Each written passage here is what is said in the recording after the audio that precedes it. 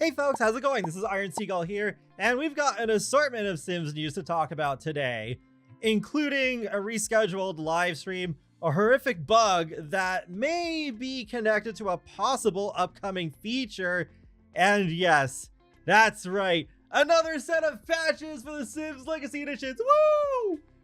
Without further ado, let's get right into it. So to get this out of the way first, yes, there was supposed to be a live stream for businesses and hobbies today. And, well, it happened for a little bit, but then the stream died because the power in the EA offices went out. Yeah, okay. But they did announce that they are rescheduling this to March 3rd at 10 a.m. Pacific time. I thought these live streams were still pre-recorded, but no.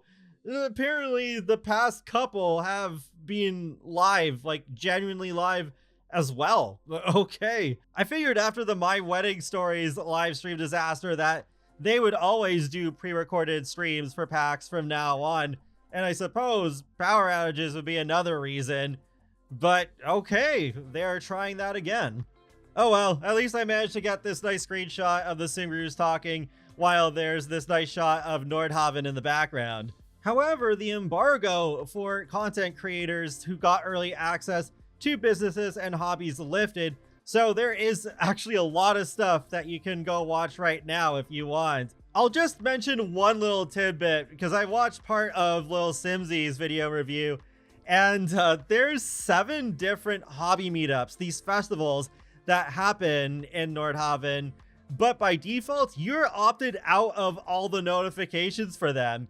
And there's this sign you can click on to opt into the ones that you want, which is great. Like, they're not all notifications forced upon you like the others. So I'm hoping this is a sign that the developers have finally heard our complaints on that, and that they'll eventually go back and update all the other festivals so that we can opt out of notifications for those if we want to. I am so tired of being jump scared by those high school years once, just having a quiet little moment and then da-da-da-da-da. So no, I did not get super early access to the pack this time, but when I do get access, I'll make content when I can. I'm probably, like I have recently, just gonna focus mainly on the new world, and so far, I'm actually surprised. Nordhaven looks quite nice. Seems like a nice place to plop down some residential rentals whenever those get fixed. Onto that horrifying bug. So, Sims Direct already made a statement on this saying, we're aware of an issue impacting child Sims and existing saves that leads to body distortion. We're working to resolve this issue in an upcoming patch, and in the meantime, you can manually restore your Sims by using the following workaround.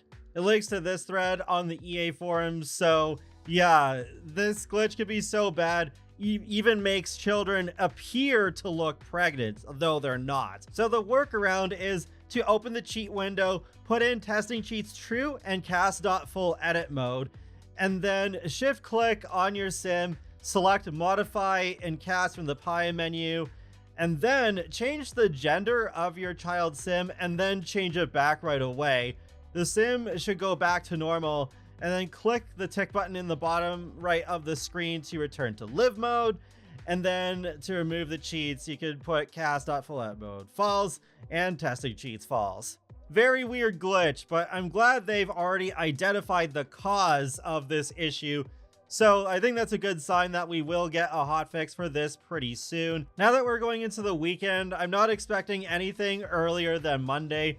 Maybe Tuesday, but hopefully Monday. It's a good thing that now with the expansion packs, they released the pre-patch the week before instead of the week of, so that there is more time for them to fix these pressing issues that keep happening right before an expansion pack release. But what does this have to do with a possible upcoming feature?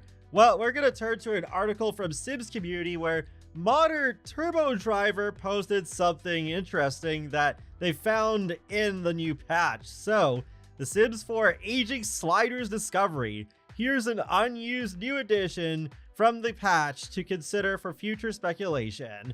There are now 2 new variables for a new type of cast sliders labeled as aged. Perhaps these will be used to make Sims look more aged with special sliders tied to aging, like in a new pack that would have features related to getting old.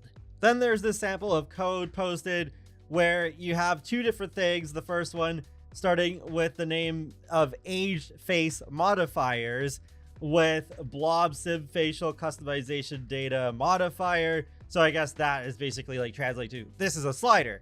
And then we have aged body modifiers that also has a data modifier attached to it. What this means is that we could possibly be getting sliders that can make our Sims faces and bodies appear older. And on May 1st, one of the 3 kits that we're supposed to get is called Golden Years, which I'm thinking is going to be an elder themed create a sim kit. So could we get those sliders in the patch just before those 3 kits release? That would seem a little much. They don't normally do that much for a kit. They don't normally release a feature to go alongside a kit, of all things. But I wonder if this may be an exception.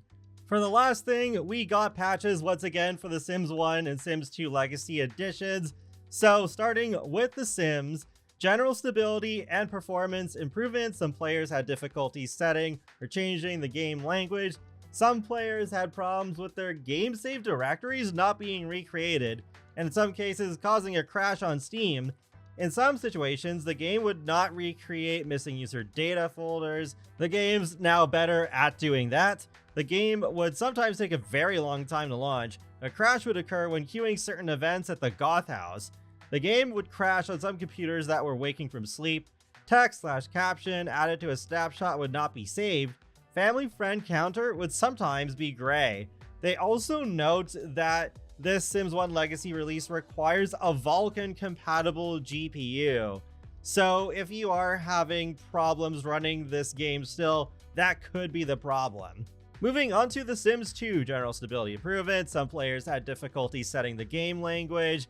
Several game issues occurred when a university lot pre-made sim graduates and relocates to the home neighborhood. Wow, that's a specific one. The game could sometimes take a very long time to launch. Restored music tracks from Acceptance and Annie. Oh my gosh, those were missing too.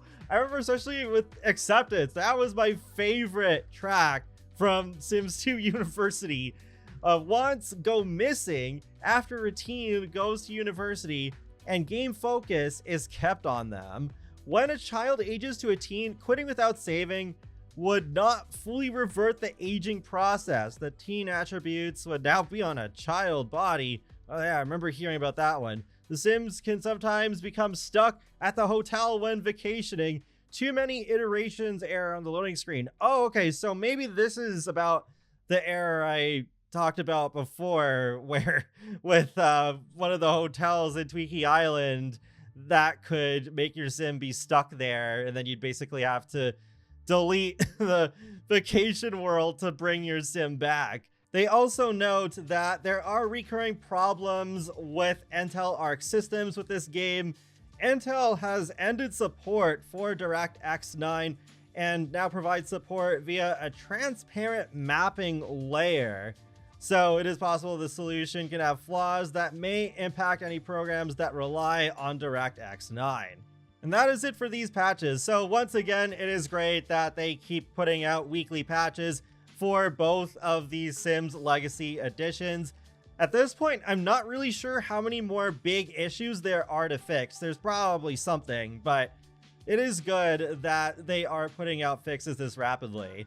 And that wraps up another Sims info and thoughts video, so feel free to let me know your thoughts on anything I discussed in this video in the comment section below, and be sure to subscribe if you'd like to keep up with my latest gaming content. I will talk to you all later, and have a great day. Thanks for watching.